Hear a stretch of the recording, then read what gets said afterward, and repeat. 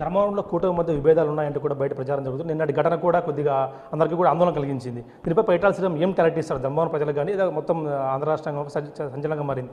శ్రీరామ్ ఏం క్లారిటీ ఇస్తారు? మా దగ్గర ఇక్కడ ఎటువంటి సమస్యలు లేవండి. గతంలో చాలాసార్లు చెప్పాం, ఇప్పుడు చెప్తున్నాం, ఎటువంటి సమస్యలు లేవు. అన్ని రకాలుగాను బాగానే కలిసి మాట్లాడుకుని ఏదైనా సరే ఒక డెసిషన్ మీదనే వెళ్తున్నాము.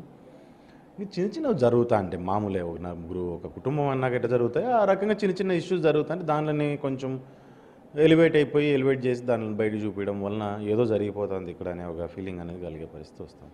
కానీ ఇక్కడ ఏమీ లేవు. నిన్న జరిగింది కూడా నిన్న జనరల్గా మాట్లాడడానికి పొరపాటు ఏదైనా గొడవ జరుగుతుందేమో అనే భయంతో పోలీసులు అక్కడ ముందే ఉండడము, వీళ్ళని అడ్డుకిచ్చడం వలన అది ఇష్యూ వేరే రకంగా టర్న్ అయిపోయి ఫ్లేరప్ అయింది తప్ప వేరే రకంగా అదే మినిస్టర్ గారితో మాట్లాడడానికి మొత్తం ఎవరైనా సరే వెళ్ళింది అక్కడికి. జనరల్ కూర్చొని మామూలుగా ఎట్లా వచ్చిన ప్రతిసారి వెళ్తారు, ఏదో కొత్తగా ఏం వెళ్ళట్లా. పోలీసులకు వాళ్ళ భయం వాళ్ళకు ఉంటుంది కదా, ప్రోటోకాల్స్ ఇవన్నీ ఉంటాయి, దాని ప్రకారం ఇది చేసుకున్నప్పుడు వాళ్ళు అక్కడ ఆపడం వల్ల కొద్దిపాటి అదేదో ఫ్లేరప్ అవ్వడం ఇష్యూ జరిగింది తప్ప దీంట్లో వేరేదేమీ ఉద్దేశము లేదు, ఇంకోటి లేదు. రెండోది సత్యకుమార్ గారిని ఈరోజు శ్రీరామ్ అనే వ్యక్తి ఎంత అభిమానిస్తాడో ఇక్కడ ఉన్న తెలుగుదేశం కార్యకర్తలు అంతా కూడా అంతకంటే ఎక్కువ అభిమానిస్తారు ఆయన్ని. సో ఆయనకు మీద ఆ గౌరవం కానీ అభిమానం కానీ పూర్తి స్థాయిలో వీళ్ళందరికీ ఉంది. సో ఆయన మీద గొడవ చేయడము లేదంటే ఆయన అవమానపరచడం అనేది ఎటు రకంగానే ఉంది. అంటే మున్సిపల్ కమిషన్ విషయంలో ఏంటి టీడీపీకి కానీ జనసేనకి వచ్చిన ఇబ్బంది ఏంటి అంటూ కూడా బయట ప్రశ్నలు వస్తున్నాయి. అంటే గతంలో 3 ఏళ్ళ తర్వాత ఎవరికి పోస్టింగ్ సంబంధించి ఇవ్వరు, కానీ ఎందుకు తీసుకొచ్చారు? బీజేపీ తీసుకొచ్చారా, తాత్కాలికంగా వచ్చాడా?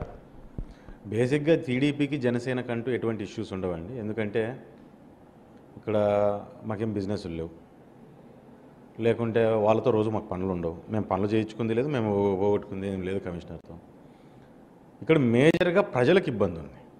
ప్రజలకు గతంలో వాళ్ళు చేసినప్పుడు ఈ బిల్డింగ్ దీనిలలోనూ రకరకాల దీనిలలో ఇబ్బందులు ఉన్నాయి. వాళ్ళు దాంట్లో ఎమ్మెల్యే ప్రెజర్ అంటారు, గవర్నమెంట్ ప్రెజర్ అంటారు, రకరకాల వాళ్ళ జస్టిఫికేషన్ వాళ్ళు ఇచ్చుకున్నప్పటికీ బట్ స్టిల్ ఒక ఇష్యూ అనేది జరిగింది, ఇక్కడ ఒక సమస్య అనేది జరిగింది.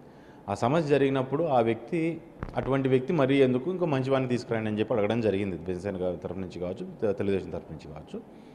అది జనరల్ ట్రాన్స్ఫర్స్లో బై మిస్టేక్గా అది పడిపోవడం జరిగింది. ఇక్కడ పడ్డం వలన అది అక్కడిక్కడికి పడ్డము, దాన్ని మళ్ళీ వరదలు రావడం వల్ల మొత్తం విజయవాడలో యంత్రాంగం అంతా కూడా హెడ్ క్వార్టర్లో మొత్తం అంతా కూడా దాని మీద కాన్సన్ట్రేట్ చేయడం, దాని నుంచి డిలే అవుతూ వచ్చింది. డిలే అవ్వడం వలన కొంచెము ఇదో రకరకాల మాటలకి అది తావుతీసింది తప్ప వేరే రకంగా ఏం లేదు.